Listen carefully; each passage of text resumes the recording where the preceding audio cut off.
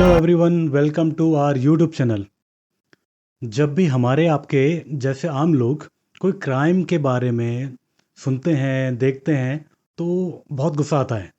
और कभी कभी चाहते हैं कि जैसा क्रिमिनल ने एक विक्टिम के साथ किया है, वैसा ही या फिर उससे ज़्यादा ही खराब उस क्रिमिनल के साथ में होना चाहिए। उसे गंदी से गंदी, कड़ी से कड़ी सज़ा मिलनी चाहिए। अभी रिसेंटली एक कोलकाता में एक डॉक्टर के साथ में उसका बलात्कार करके उसको मार डाला गया।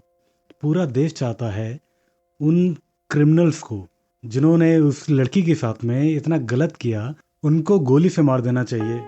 लेकिन जो कंट्री का लॉ है, उसी के अकॉर्डिंग उस क्रिमिनल को सजा मिलती है। और यहाँ तक कि बार बार उस पनिशमेंट से बचने के लिए उसे मौके भी मिलते रहते हैं। लॉ सिस्टम आम लोगों की फीलिंग से नहीं चलता है। लेकिन आज की कहानी एक ऐसे केस के बारे में है जब खुद जज ने एक क्रिमिनल को ऐसी सजा दी कि दुनिया शॉक्ड हो गई। 100 बच्चों से बलात्कार के बाद उनका बेरहमी से मर्डर करने वाले सीरियल किलर को भी जज ने उसी खौफनाक तरीके से सजा देने का ऐलान किया जैसा वो अपने विक्टिम के साथ करता था। कोर्ट ने अपने फैसले में कहा कि जिस तरह जावेद ने 100 बच्चों का गला दबा करके बेरहमी से मर्डर किया, उसी तरह उसे भी मौत की सजा दी जाए। उसी तरह बेरहमी से उसका गला 100 बार घोटा जाए।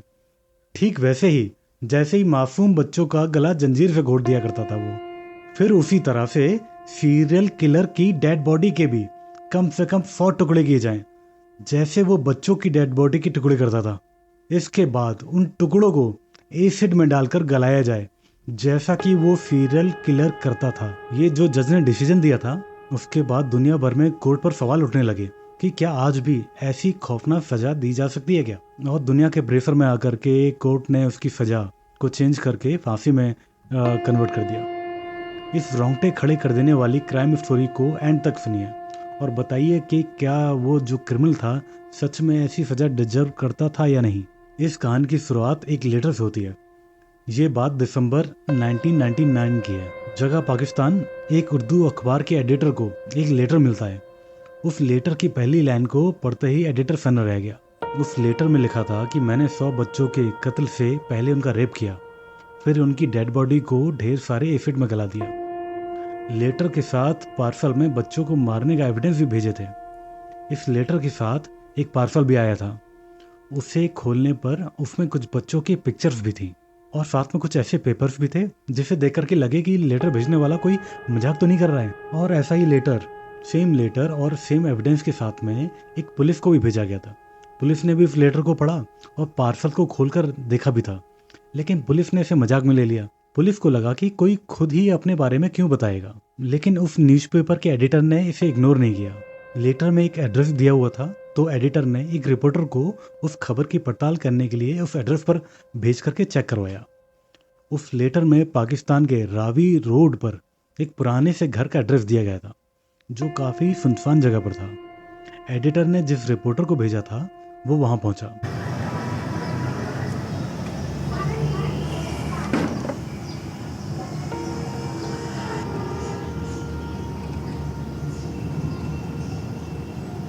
उस रिपोर्टर ने जब उस घर की हालत देखी तो जो उसके अंदर शक था वो धीमे धीमे यकीन में बदलने लगा। उस रिपोर्टर को वहाँ ऐसे एविडेंस मिले जिसने चौंका दिया। कई जगह खून के निशान, एक बैग भी मिला जिसमें बच्चों के जूते और कपड़े थे। अब ये लगने लगा कि यहाँ बच्चों के साथ कोई ना कोई जरूर क्राइम हुआ है। इसके बाद वहाँ एक डायरी भी मिली। इस डायरी में बच्चों के बारे में लिखा हुआ था और डायरी को देख करके उस रिपोर्टर ने तुरंत अपने एडिटर को पूरी इन्फॉर्मेशन दे दी और ये भी बताया कि जो लेटर उनके पास भेजा गया था उसमें जो भी बातें लिखी हैं वो पूरी तरह से सच है, क्योंकि यहाँ कई बच्चों के कत्ल हुए हैं। और ये सुनते ही एडिटर ने सबसे पहले पुलिस को इन्फॉर्मेशन दी। इसके बाद पुलिस ने इसको सीरियसली लिया। इनिशियली वो इसको मजाक में ले रहे थे और पुलिस ने फिर अपनी इंक्वायरी स्टार्ट करने के लिए अपनी एक टीम को उस जगह पर भेजा। अब पुलिस की मौजूदगी में जब वहाँ पर खोजबीन शुरू हुई तब वहाँ 2 बच्चों के स्केलेटन मिले। पास में बड़ा सा एक कंटेनर भी था। ये जो कंटेनर था ये बेसमेंट में था और ये कंटेनर में पूरा एसिड भरा हुआ था। वहाँ की दीवारों पर कुछ कागज के टुकड़े लगाए गए थे, जिसे देख करके ऐसा लग रहा था कि जिस सीरियल किलर ने लेटर लिखा है उसका पूरा भरोसा था कि यहाँ पर पुलिस या रिपोर्टर में से कोई ना कोई तो जरूर आएगा। और ये सीरियल किलर इतना खौफनाक था कि वो अपनी दीवारों पर एक पेज लगा के गया था जिसमें लिखा था कि सारे मर्डर की डिटेल एक डायरी और एक 32 पेज की नोटबुक है जो मैंने उस कमरे में छोड़ दी है। सारी डिटेल आपको डायरी और उस नोटबुक में मिल जाएगी। और ये भी लिखा था कि इस घर में जो डेड बॉडी पुलिस को मिलेगी उसको मैं ठिकाने लगाने में कामयाब नहीं हुआ हूँ, और पुलिस को वो मिलेगी तो तब तक मैं शायद सुसाइड कर चुका हूँगा। अब मैं रावी नदी में कूद करके मरने जा रहा हूँ। अब ये लाइनें पढ़ते ही पुलिस उसे पकड़ने के लिए रावी रिवर की तरफ भागी, लेकिन वहां पर पुलिस को कोई मिला नहीं। इसके बाद पुलिस ने और भी टीम्स को बुलाया जिससे उस किलर की तलाश की जा सके। ऐसा कहा जाता है कि उस सीरियल को पकड़ने के लिए पाकिस्तान पुलिस ने 1 साल का सबसे बड़ा सर्च ऑपरेशन चलाया था। फिर एक दिन अचानक उसी उर्दू अखबार में जहां पर इनिशियली वो लेटर आया था, उस अखबार के दफ्तर में एक आदमी पहुंचता है जिसके हल्की दाढ़ी मूछ थी, आंखों पर चश्मा लगा हुआ था और उम्र थी करीब 40 से 44 के बीच में।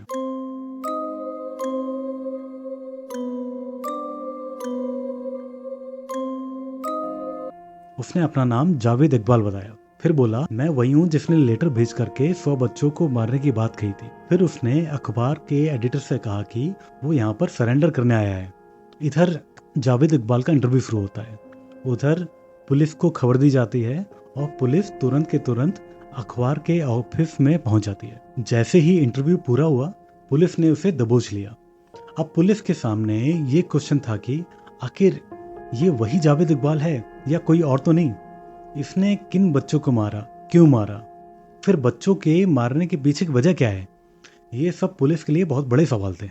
और वो आदमी बिल्कुल ही सिंपल सा, जैसा कि आपको किसी भी सोसाइटी में कोई अंकल ऐसे दिख जाएंगे। उसका चेहरा देख के कोई भी नहीं कह सकता था कि ये वो किलर हो सकता है जिसने 100 बच्चों का कत्ल किया है। और जैसा उस डायरी में लिखा हुआ था कि उसने बच्चों का बलात्कार किया, उनको मारा, उनके पार्ट्स काट दिए और उनको एसिड में गला दिया। पुलिस ने जब उससे पूछताछ की तब उसकी पहली लाइन यही थी, मैं जावेद इकबाल 100 बच्चों का कातिल हूं। मैं इस दुनिया से नफरत है मुझे अपने किए पर कोई भी शर्म नहीं है। मैंने जो सोचा था अब उसे पूरा कर लिया है, इसलिए मैं मरने को तैयार हूँ। मैं माफ़ी नहीं मांगूंगा। मैंने 100 बच्चे मारे हैं। पुलिस ने उससे पूछा कि क्या तुम बचपन से ही ऐसा कर रहे हो? तब जावेद इकबाल ने जवाब दिया था, ऐसा नहीं है, मेरा जन्म 1956 में हुआ था। मैं बचपन में बहुत ही सिंपल इंसान था, वैसे ही जैसे दूसरे लोग होते हैं। मेरी भी फैमिली थी, मेरी भी माँ थी और वो मुझे बहुत प्यार करते थे। ऐसे में पुलिस ने क्वेश्चन किया कि जब सब कुछ ठीक चल रहा था, तुम्हारी फैमिली थी, तुम्हारी माँ थी, तब बच्चों को क्यों मारा और कैसे मारा? आखिर इसके पीछे की वजह क्या है? इसका जो जवाब जावेद इकबाल ने दिया वो थोड़ा इमोशनल था और ये दिखाता था कि उसके पास्ट के ट्रॉमा की वजह से वो ऐसा बन गया है। लेकिन जब जांच हुई तो बात कुछ और ही थी। पहले जावेद ने क्या बोला वो मैं आपको बताता हूँ, फिर मैं उसके बाद में एक्चुअल जो रियलिटी थी, जो जांच होने के बाद में पता चली, उसके बारे में बताऊंगा। और जो रियलिटी थी वो और भी ज्यादा घिनौनी थी।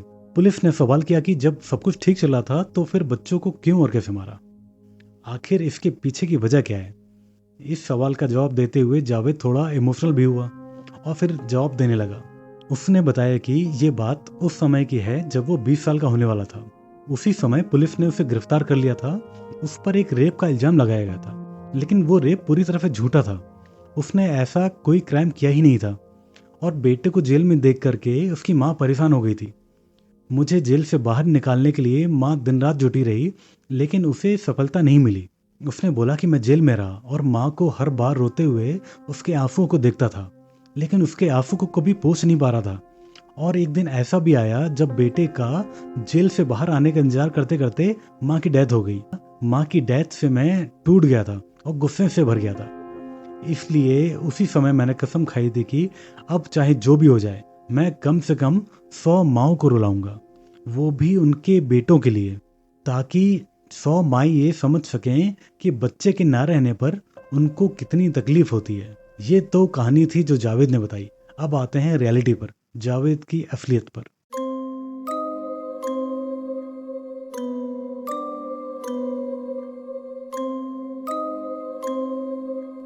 जावेद की फैमिली की बात करें तो वो एक रिच फैमिली से बिलोंग करता था। हालांकि उसके फादर का बचपन गरीबी में बीता था, लेकिन मेहनत करके पैसा और इज्जत बना ली थी उन्होंने। जावेद इकबाल के फादर के 8 बच्चे थे। उन 8 बच्चों का फ्यूचर सिक्योर करने के लिए उसके फादर ने बहुत मेहनत की थी, क्योंकि उन्हें पता था कि गरीबी क्या होती है। उन्होंने गरीबी के दिन देखे थे और वो ये नहीं चाहते थे कि उनके बच्चे उस गरीबी में फिर से जाएं। जावेद की स्कूलिंग एक रेपुटेड प्राइवेट स्कूल से हुई थी और वो अपनी फैमिली से बहुत क्लोज था। उसके फादर ने उसे प्रॉमिस किया था कि अगर वो अच्छे मार्क्स से कॉलेज ख़त्म कर लेगा तो वो जावेद के लिए 2 प्रॉपर्टी खरीद के देंगे। ये बात जावेद के फादर ने सपने में भी नहीं सोची होगी कि उनकी प्रॉपर्टी में जावेद आगे चल के क्या करने वाला है। हर माँ बाप की तरह उसके जो फादर थे वो भी अपने बेटे को स्टेबल देखना चाहते थे, और होता भी ऐसा ही है। कॉलेज के बाद उसके फादर उसे 2 प्रॉपर्टी खरीद के देते हैं।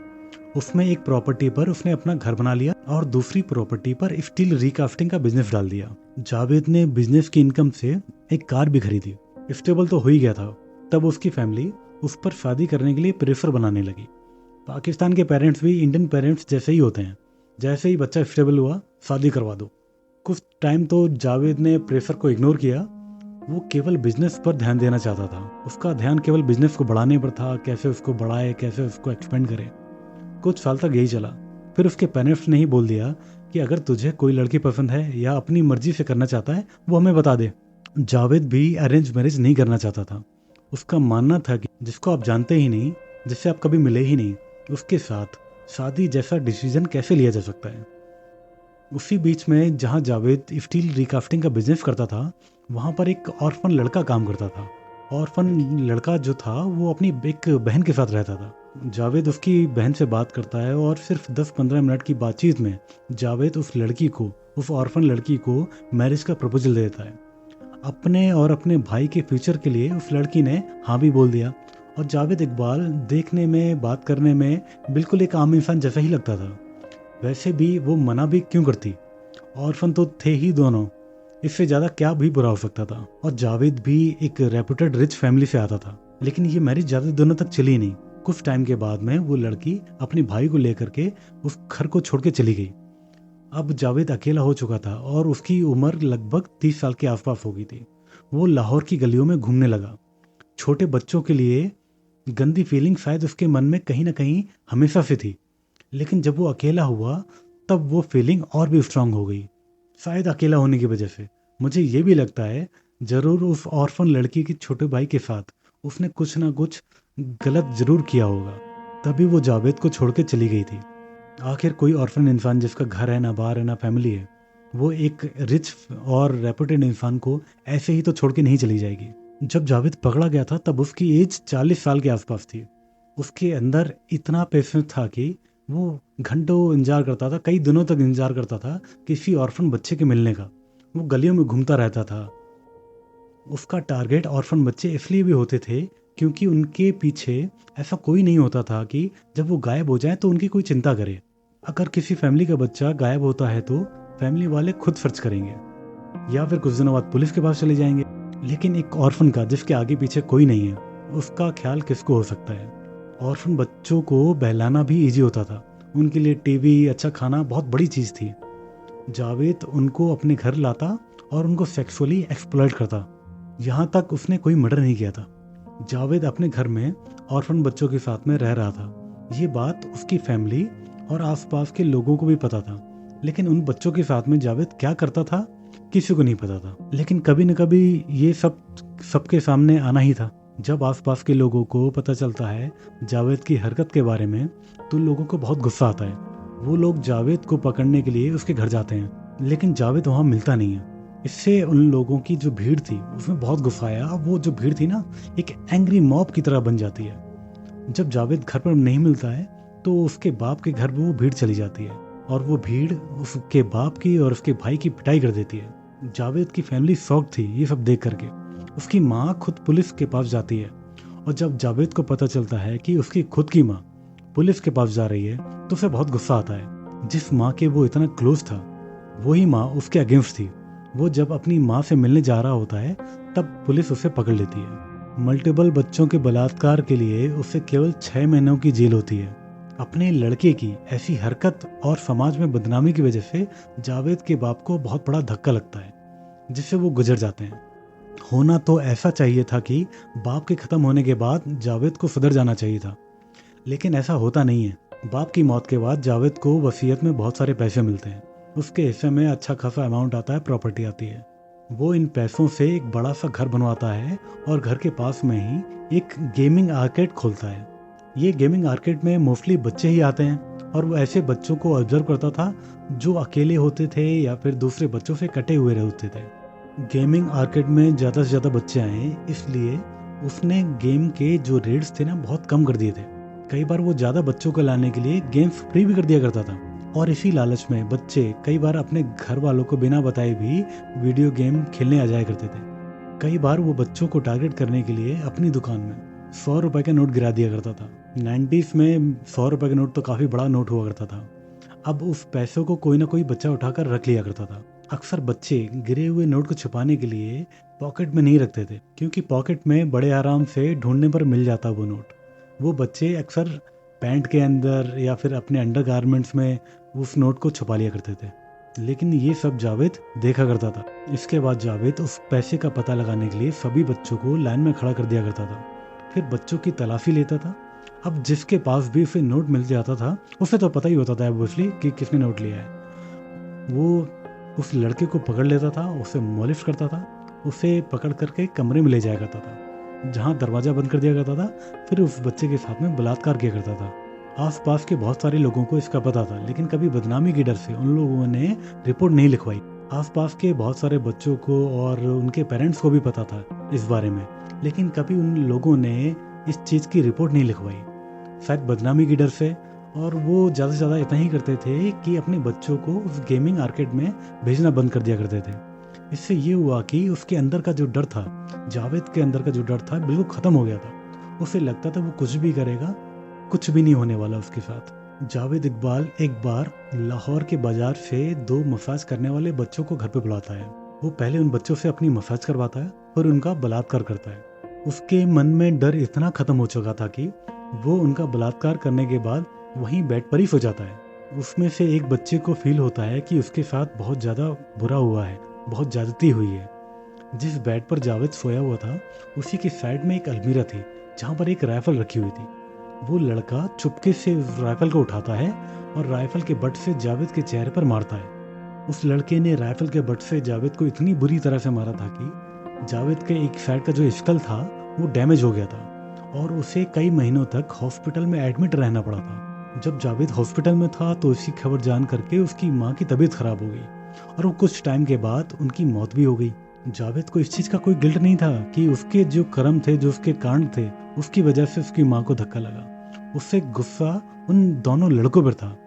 उसे लगता था कि दोनों लड़कों की वजह से अपनी माँ से मिल नहीं पाया, उन दोनों लड़कों की वजह से मेरी माँ की तबीयत खराब हुई। ये थॉट्स उसके मन में थे।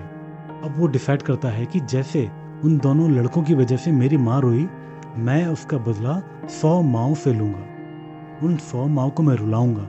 और ये सब बच्चे उसने 1998 से 1999 में मारे। एक साल में लगभग 100 बच्चे। अब उसे ये मतलब नहीं था कि कोई बच्चा ऑर्फन है या फैमिली से, उसे बस बच्चों को रेप करके मारना था। इन बच्चों की एज 6 साल से 16 साल तक होती थी। जावेद बहला फुसला करके बच्चों का शिकार करता था, उनको अपने घर पे लाता था और उनके साथ में बलात्कार करता था। और जब जावेद का मन किसी बच्चे से भर जाता था तो उसे मार देता था। वो बच्चों को अपने बेडरूम में लेकर के आता था और टीवी दिखाने के लिए नीचे बैठा दिया करता था और खुद बेड पर बैठ करके एक जंजीर से उनका गला घोट दिया करता था। गला घोटने के लिए वो एक लोहे की जंजीर का इस्तेमाल किया करता था, जिससे बच्चे तड़प तड़प कर दम तोड़ें। उन बच्चों की फोटो निकाल करके वो रख लेता था ताकि वो उनकी निशानी बनी रहे। जब पुलिस को वो फोटोज मिले तो उसमें किसी का कोई नाम नहीं लिखा था, वो फोटो पर केवल नंबर लिखा करता था। उसे कोई मतलब नहीं था कि बच्चा कौन है, क्या नाम है उसका। जावेद के लिए वो सब बस एक नंबर होते। मर्डर करने के बाद बच्चों की डेड बॉडी को कई टुकड़ों में काट दिया करता था वो। इसके बाद उन टुकड़ों को एसिड में डाल करके पूरी तरह से गला देता था, जिससे बच्चों से जुड़ा कोई भी एविडेंस ना मिले। बच्चों के शरीर को गलाने के बाद भी अगर कुछ हिस्सा बच जाया करता था तो वो उसे पास की नदी में ले जाकर फेंक दिया करता था।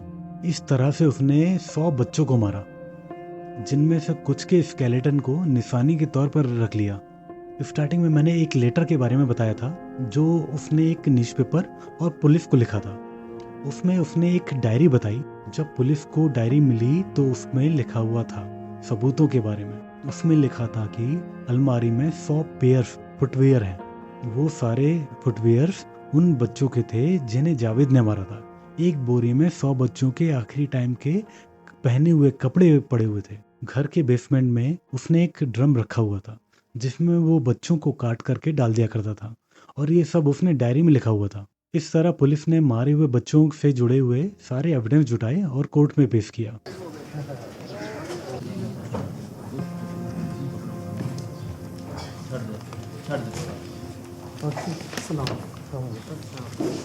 जब जावेद को कोर्ट में पेश किया गया था तब उसके चेहरे पर कोई डर ही नहीं था। वो हंस रहा था, मुस्कुरा रहा था। टीपीसी में आते हैं। नदीम ने 13 कत्ल का इकरार किया है।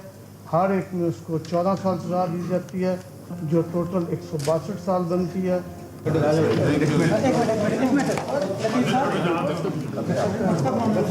बेटी जाके ले लेना। उसका 100 बच्चों को मारने का टारगेट पूरा हो गया था।